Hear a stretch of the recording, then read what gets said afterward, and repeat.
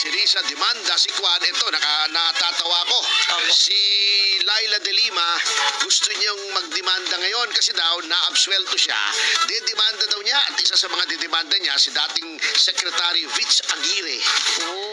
Dahil for wrongful prosecution. Parang ginipit lang daw siya. Kasi parang kinoach daw. Yung sinasabi niya, tinuruan daw yung mga witnesses. Yung parang ginagawa ba di umano ni Riz Ontiveros yung sinasabi ng mga witnesses na sila daw ay tinuruan. Yun ang gustong ipalabas o palabasin ni De Lima. Alam mo, eto naghahamon na rin tayo. Hindi naman ako hindi ko naman hahamunin i-demanda tayo rito kasi madadamay si Atty. Rante. Hinahamon ko si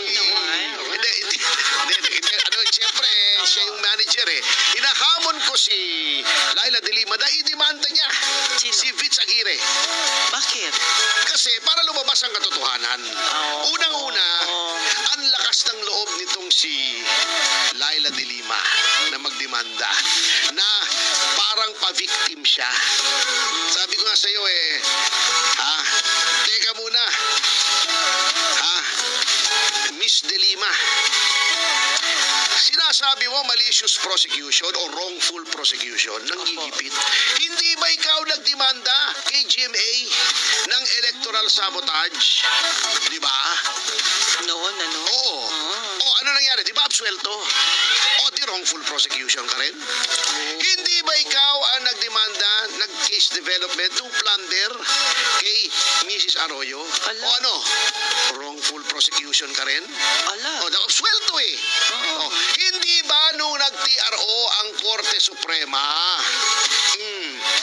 hindi mo sinunod? O di ba contempt of court ka dapat doon? May petisyon. Hinihintay natin. O di ba? Di ba umamin ka that you violated the law by committing adultery? O, so wag ikaw ang fronts na magmamalinis at sasabihin ikaw ay biktima. Nang biktima ka rin eh. Ha? Ilan ang pinersecute mo noong panahon ni Noynoy? Yung mga kalaban sa politika, absuelto lahat. Ikaw ang nag-file lahat niyan. O, di ba? Delikado. So, wag kang ganyan, ma'am. Ha? Gawain mo yan eh. Wala naman nagdemanda sa'yo. Buti na lang mapagpatawad si Mrs. Arroyo. Nung sinasabi ko, i-demanda ka, sabi, wag na. Kasi ganun na nga itsura, di-demanda mo pa. Kawawa naman. Hindi, yung mukhang malungkot. Wala naman sila. Sad siya. Di-demanda mo. Ikaw naman, wala naman akong sinasabi. O, di ba? Pero attorney, what if ituloy nga? Anong mangyari ngayon? Okay, sasabihin mo. Eto, para hindi ka na manghula, heads up ka na. Although, usually kami mga lawyers, we keep our cards close to our chest. Yes. May mga dokumento po. Ma'am, sasabihin nyo si Aguirre ay kinoach ng mga witnesses laban sa inyo. 2013 o 2014 pa lamang yata.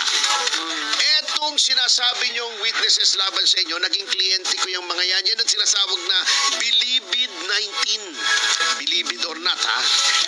Bilibid 19. Ano yung Bilibid 19?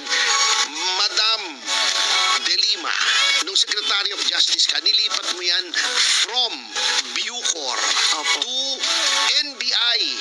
Nilipat mo. Inkomunikado. Ayaw mong pabisita sa pamilya, ayaw mong pabisita sa abogado.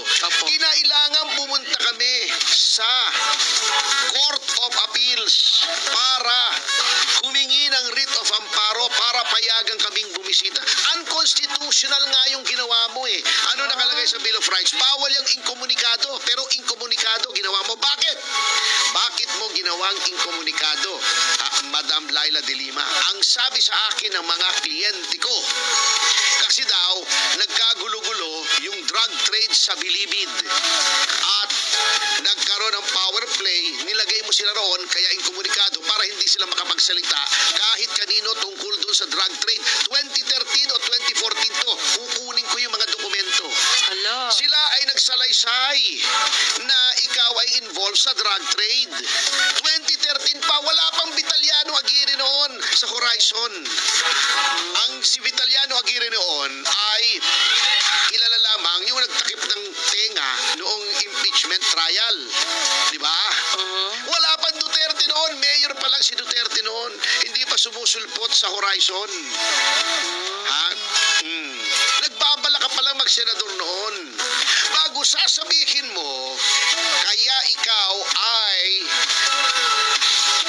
nag-manufacture ng witnesses, this very same witnesses, ay dahil ikaw ay senador, kalaban mo si Duterte, si Aguirre ang may pakana ng witnesses na ito. Hindi po si Aguirre. Witnesses na to. Yun na ang sinasabi nitong mga ito laban sa iyo. 2013 o 2014 pa lamang.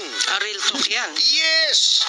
Hindi ka pa, siguro nag-entertain ka na mag-senador pero hindi mo pa ina-announce, hindi pa kilala. Kundi sa Davao, si Duterte. Wala pang Justice Secretary Vitaliano Aguirre. Yan ang sinasabi ng mga witnesses na yan at meron po tayong mga salaysay. Opo. Okay. Sa akin po sinabi yan. Wala pa po akong pakialam kay Duterte. Wala pa akong pakialam na senador kayo at kalaban nyo si Duterte. Wala pang Vitaliano Aguirre. Yan ang sinasabi ng mga yan. Kung merong nag-coach at nag-pressure sa mga bumaliktad na witnesses, eh hindi po kami. Kasi consistent po sila. Nag-iba lamang sila nung nagkakaso na at nawala na si Duterte at naging si Pangulong Bongbong Marcos na ang Pangulo. Oh. Wala na kaming capacity mag-coach noon. Number 2, noon pong yan ay nagsalaysay. Vinidyo po yan. Sino nag-video dyan? Public Attorney's Office, hindi kami. Bakit? Yung Public Attorney's Office, ang talagang mandate niyan ay upang yung mga mahihirap ay hindi maapi. Opo. Neutral yan. Walang kinakampihan yung Public Attorney's Office. Although yan ay operationally under the DOJ at ang hepe niyan ay may rank of Undersecretary of the DOJ. Independent po yan sa DOJ. In fact, ang mga abogado ng PAO at ang mga abogado ng DOJ ay lagi naglalaban sa korte. So hindi po under ng DOJ, walang control sa judgment ng PAO ang DOJ. Yan po ang nag-videotape si Persida Acosta Rueda. Ang gumawa po ng mga salaysay niyan, hindi po ako, hindi si Vitaliano Aguirre, yung mga abogado ng PAO, mga career officials. O paano namin i-coach yan? O, sabihin nyo nga, o. So, go ahead ma'am, i-demanda nyo si Aguirre, magte-testify ako na ganun. Kahit magpa-lie detector test ako, kahit sabihin kong mamatay na bungangkang ko, magsumpaan tayo ron, sabihin nyo rin. Yung salitang yun, mamatay na bungangkan mo, kung hindi totoo sinasabi. Sige, go ahead ma'am, make our day. Oh, sana naririnig nyo ako, marami naman nakikinig dito. Pakisabi kay now Congresswoman and Prosecutor Laila De Lima na inignore ang TRO ng Supreme Court o nagdemanda kay GMA na puro absuelto naman, magpapavictim ka ngayon. Go ahead, sige, ilabas po natin ang katotohanan ma'am sa hukuman. O sige po, go ahead, hihintayin po namin. Baka lumaki problema, wag na lang. Bahala siya.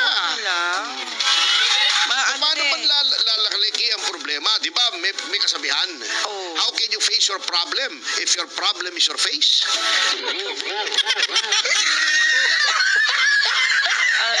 Pero talagang ibang klase na talaga itong republikang ito eh.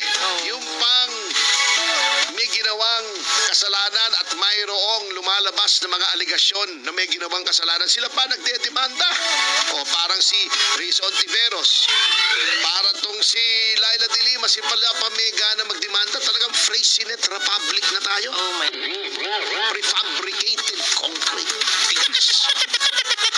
Hindi tinatabla ng earthquake. Ako mag-o-ombudsman pa siremonya. Talagang prefabricated concrete. Pero Freycinet Republic, wala namang infrastruktura. Paano yung Freycinet? Wala sa kalye, wala sa tulay, wala sa flyover. Nandoon sa mga tanggapan ng gobyerno. O parang yung mga... kita mo naman, ngayon lang ako nakikitang prosecution, binabangayan yung impeachment court. Di ba? Opo. Salit na sumunod na rin, Freycinet Republic talaga. Oh. Yung kabago-bagong isang congressman, binabanata na si Chis Escudero. Wow naman.